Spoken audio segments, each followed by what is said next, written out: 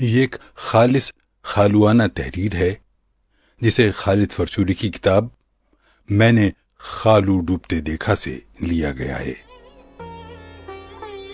اس حقیقت سے انکار نہیں کہ عورت شادی سے پہلے خالہ اور پھوپھی بن سکتی ہے، مگر چچی اور ممانی جیسے مراتب پر فائز ہونے کے لیے شادی کرنا لازمی ہے۔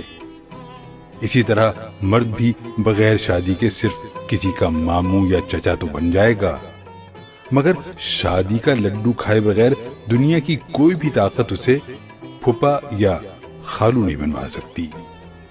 ویسے آپس کی بات ہے، خالو بننا کوئی قابل فخر بات نہیں ہے۔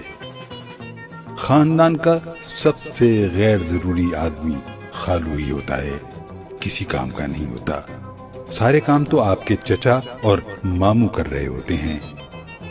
بطور خالو انسان کی ساری زندگی سسرال میں پروٹوکول کی آس میں ہی گزر جاتی ہے۔ میں نے آج تک کسی انسان کو خالو کے طور پر امپاورڈ نہیں دیکھا۔ خالو بننے کے بعد انسان ایک عجیب احساس کمتری، بے مصرفی اور عدم توجہی کا شکار ہو جاتا ہے۔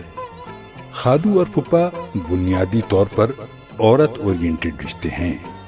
یہ بیچارے صرف آپ کی خالہ یا پھوپھی کو آپ کے گھر ڈراپ کرنے کی حد تک تو قابل برداشت ہوتے ہیں، اس کے بعد اگر بیٹھ جائیں تو برے لگنے لگتے ہیں۔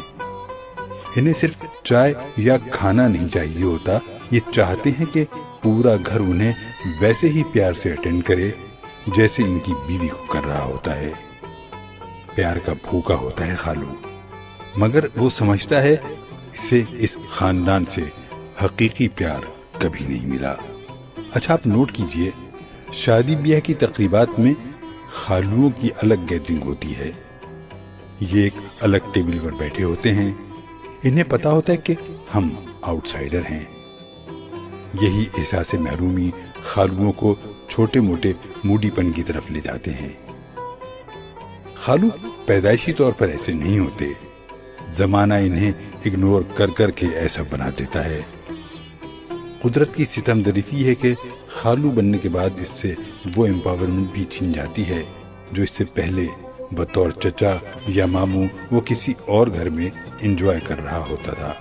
میرے خیال میں تو دنیا کے تمام خالوؤں کو کسی فقیر کی بد دعا ہے۔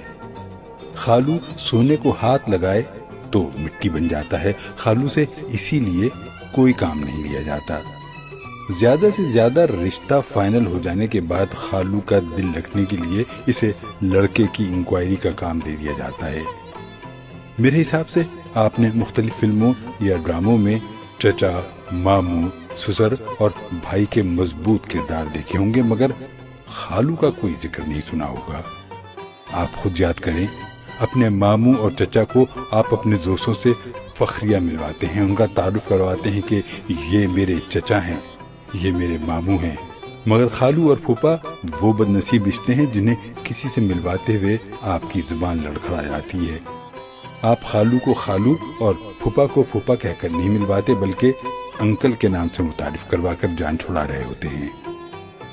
خالہ اور پھوپھی کی موت کے بعد تو خالو اور پھوپھا کی اور مٹی پلیت ہو جاتی ہے۔